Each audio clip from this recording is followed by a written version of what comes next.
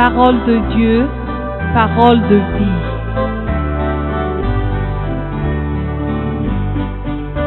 Une émission présentée par la radio Saint-Étienne avec les offices de l'association Tira Sitila Zansara, chant et évangile.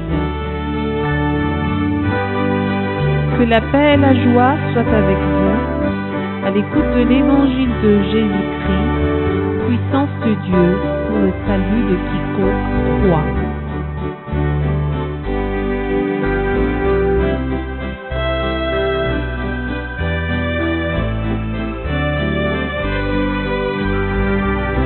Parole de Dieu, parole de vie.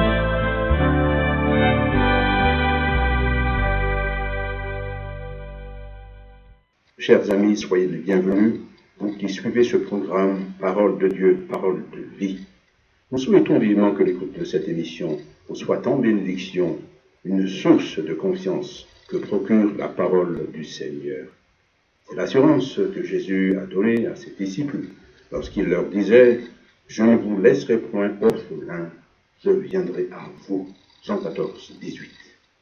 Cela est l'œuvre du Saint-Esprit que Dieu nous a donné et qui est venu à nous et désire habiter parmi nous. L'avons-nous appris? L'avons-nous reçu? L'avons-nous fait nôtre?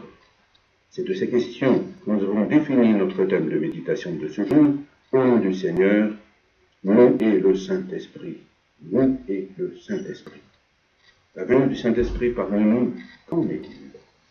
Le Saint-Esprit ne s'est pas révélé à nous comme un étranger, mais à travers le troisième visage qui révèle l'amour de Dieu pour nous, à savoir Dieu le Père, Dieu le Fils, Dieu le Saint-Esprit, que l'on appelle aussi la Sainte Trinité. Car si le Père a créé toutes choses et a fait révéler la venue du Messie le Fils, et si le Fils a révélé le Père et a accompli l'œuvre de rédemption pour notre salut, le Saint-Esprit, quant à lui, est venu pour faire connaître cette œuvre de salut accomplie par Jésus et en même temps bâtir la foi pour la perfection de ceux que le Seigneur s'est acquis pour lui et dont il a fait des héritiers de son royaume éternel.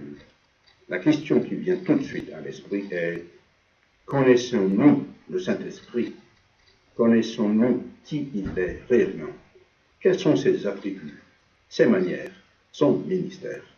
Pouvons-nous dire comme l'apôtre Paul qui déclarait « Je sais en qui je crois » de Timothée 1:12.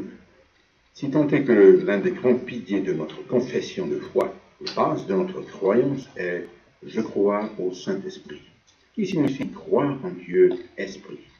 Et l'Esprit n'est autre que le Seigneur lui-même, selon 2 Corinthiens 3:17. En conséquence, nous avons d'autant plus besoin de connaître ce qui concerne le Saint-Esprit. À ce sujet, il existe un postulat que nous devons observer et sur lequel nous édifier. Le postulat fondamental n'est autre que l'acceptation de la nature divine du Saint-Esprit, de sa force et de son autorité qui nous oblige à le respecter, à l'honorer et à accepter sa conduite selon Romains 8:14. Cela se fait respectivement sous l'aspect enseignement, car il vous enseignera toutes choses, disait Jésus dans Jean 14:26. Puis sous l'aspect remontrance, car le Père vous donnera un autre consolateur afin qu'il demeure éternellement avec vous, Jean 14:16. Ensuite, sous l'aspect intercession, car l'Esprit lui-même intercède par des soupirs inexprimables, Romains 8:26, deuxième partie, et sous la forme d'exhortation, qu'il dispense comme il l'a fait le jour de la Pentecôte, selon Actes 2:1-4.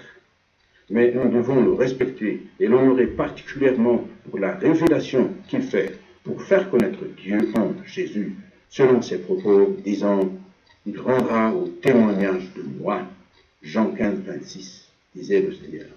Car en Jésus habite corporellement toute la plénitude de la divinité, selon Colossiens 2:9. Ainsi, Dieu protège le Saint-Esprit avec une grande jalousie. Selon qu'il est écrit, c'est avec jalousie que Dieu chérit l'Esprit qu'il a fait habiter en nous. Jacques 4, verset 5, deuxième partie. Et la rétribution de Dieu ne fait aucun doute à l'égard de ceux qui le méprisent et qui l'injurient. Jésus dit, quiconque parlera contre le Saint-Esprit, il ne lui sera pardonné ni dans ce siècle, ni dans le siècle à venir. Matthieu 12, 32. En effet, le Seigneur rétribue selon qu'il est écrit, de quel pire châtiment pensez-vous que sera jugé digne celui qui aura foulé aux pieds le Fils de Dieu et qui aura tenu pour profane le sang de l'alliance par lequel il a été sanctifié et qui aura outragé l'esprit de la grâce. Hébreux 10, 29. Conjointement à cela, la jalousie de Dieu vis-à-vis du Saint-Esprit vient aussi du fait qu'il est le messager envoyé pour accomplir l'œuvre de Dieu et sa volonté. Cela consiste à, en premier lieu, continuer principalement l'œuvre de salut accomplie par Jésus, selon Jean 14, 12. En second lieu, et de manière liée au premier, la perfection des saints, selon 1 Thessaloniciens 5, 22. La question est de savoir de quelle manière le Saint-Esprit opère-t-il en nous. La manière dont le Saint-Esprit opère en nous, c'est le Saint-Esprit qui édifie de manière sûre notre union avec Dieu, par le fait de mettre la parole de Dieu dans nos esprits et de les écrire dans nos cœurs et de ranimer notre amour pour Dieu et notre communion avec Jésus. C'est une chose fondamentale. Pourquoi effectivement Jésus a-t-il dit, « Je vous dis la vérité, il vous est avantageux que je m'en aille, car si je ne m'en vais pas, le Consolateur, désignant le Saint-Esprit, ne viendra pas vers vous. Et si je m'en vais, je vous l'enverrai. » Jean 16, 7. Quel avantage Jésus vise-t-il à en tirer? Cela n'est autre que le fait de bâtir de manière plus profonde notre union avec Dieu, selon les propos que Jésus a adressés à Thomas en ces termes, « Parce que tu m'as vu, tu as cru. Heureux ceux qui n'ont pas vu et qui ont cru. » Jean 20, 29. Car c'est l'œuvre du Saint-Esprit de proclamer Jésus et ce qui concerne Dieu, selon ses propos disant, « Quand sera venu le Consolateur, que je vous enverrai de la part du Père, l'Esprit de vérité qui vient du Père, il rendra témoignage de moi. » Jean 15, 26. Et notre foi est absolument fondée sur cette déclaration du Saint-Esprit et non loin de là sur des visions selon Romains 5, 7. Car, oh, combien de nos jours déclarent avoir vu de leurs yeux Jésus, même si leur vie ne révèle aucune trace de place ni d'action de la parole de Dieu, alors qu'il est écrit que la parole est Dieu, selon Jean 1, verset 1, troisième partie, et que c'est par le moyen de la parole que nous pouvons connaître Dieu, et que notre foi est bâtie uniquement sur cette parole, selon Romains 10, 17. Posséder la parole de Dieu et la maintenir, n'est-ce pas le signe de notre amour pour Dieu et le prétexte pour Dieu de nous agréer, selon la déclaration de Jésus disant, « Si quelqu'un m'aime, il gardera ma parole, et mon Père l'aimera. Nous viendrons à lui, et nous ferons notre demeure chez lui. » Jean 14, 23. Quel est le désir et l'intention des hommes pour obtenir le Saint-Esprit? La réponse, nous la savons, c'est l'obtention de bénédictions, tant sur le plan humain que sur le plan de l'esprit. Les bénédictions sur le plan humain comportent tout ce dont la vie humaine a besoin et recherche pour son bien, pour sa santé, pour son développement mental et affectif, pour la réussite de ses projets, pour accroître les biens possédés et l'élévation en honneur, etc., etc. À tout cela correspond la promesse de la parole de Dieu en Deutéronome 28 qui dit « Au nom du Seigneur, l'Éternel t'offrira son bon trésor, le ciel, pour envoyer à ton pays la pluie en son temps et pour bénir tout le travail de tes mains.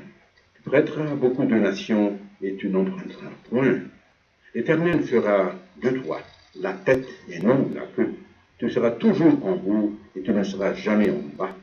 Lorsque tu obéiras aux commandements de l'Éternel, ton Dieu, que je te prescris aujourd'hui, lorsque tu les observeras et les mettras en pratique. » Deutéronome 28, 12 et 13.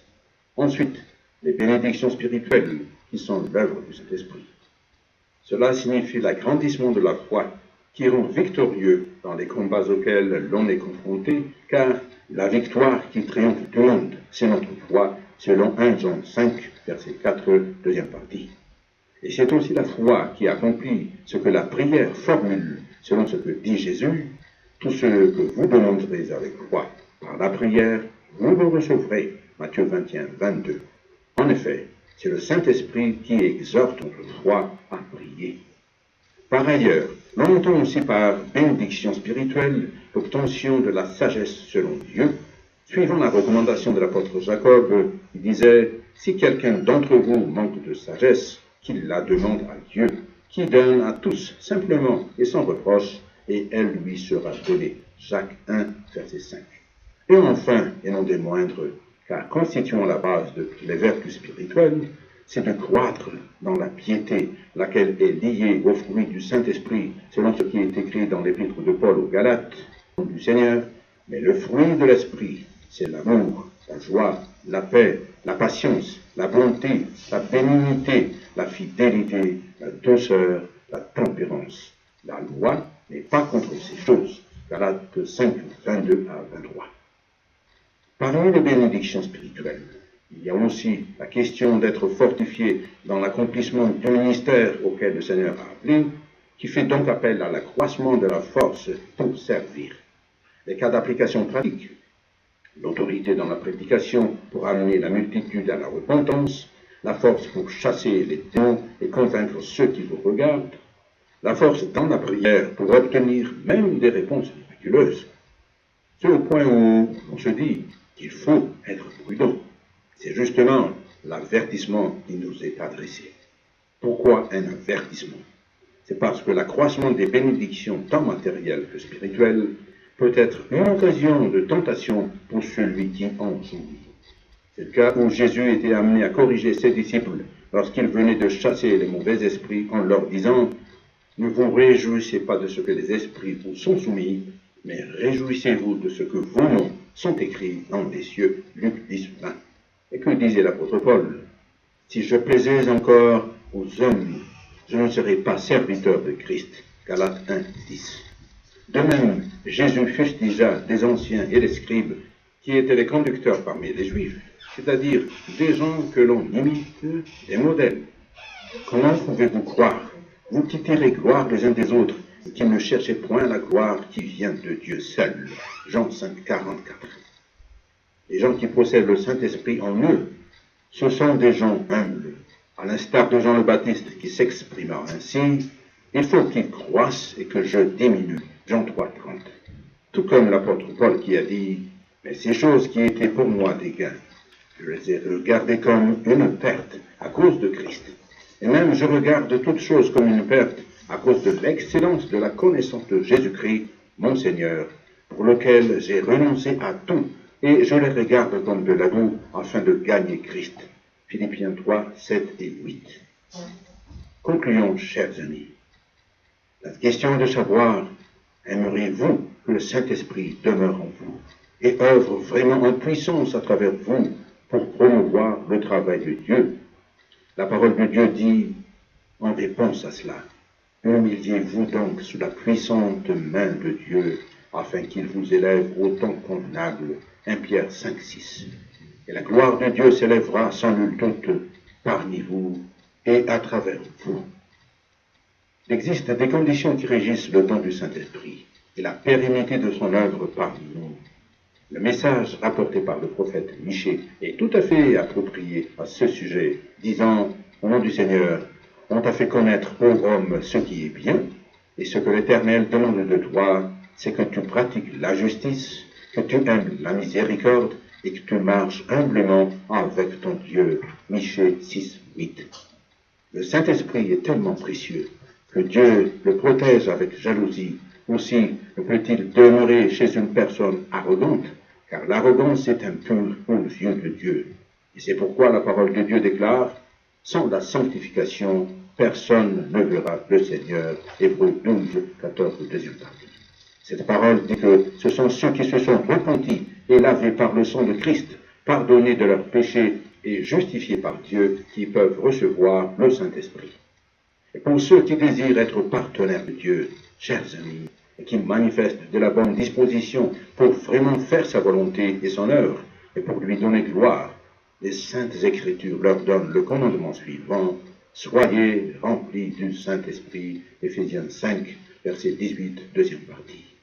Une grande promesse leur a été donnée, disant, au nom du Seigneur, « Je vous donnerai un cœur nouveau, et je mettrai en vous un esprit nouveau. J'ôterai de votre corps le cœur de pierre, et je vous donnerai un cœur de chair.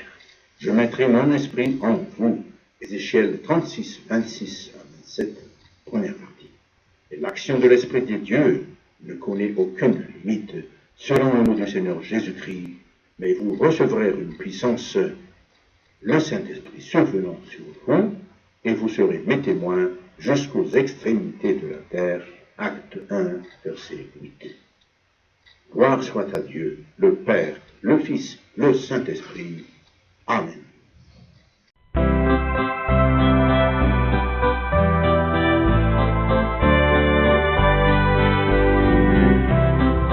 Parole de Dieu, parole de vie.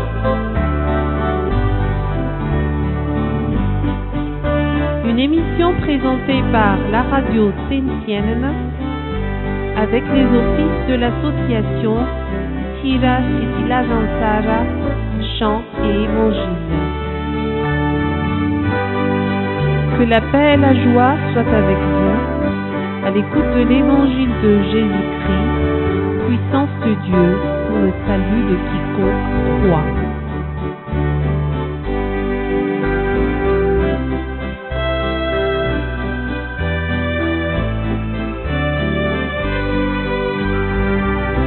Parole de Dieu, parole de vie.